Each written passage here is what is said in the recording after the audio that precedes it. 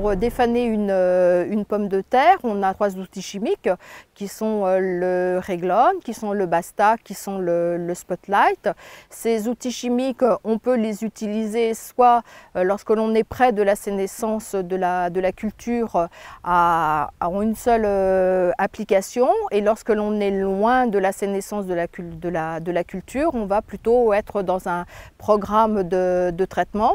Donc on utilise soit 2 fois le même défanant, et par exemple Reglone puis Reglone, ou bien un premier défanant type Reglone ou bien type Basta, et qui sera complété par exemple du Spotlight, donc qui est une autre matière active. Au moment du défanage, le feuillage de la pomme de terre étant encore verte, on peut avoir aussi présence de mildiou sur ce feuillage, et la sénescence du feuillage, malgré les défanants pouvant être plus ou moins rapides, ce mildiou peut contaminer les tubercules de pommes de terre. Donc il est très souvent utilisé une association avec le passage de défanant, donc d'un anti-mildiou.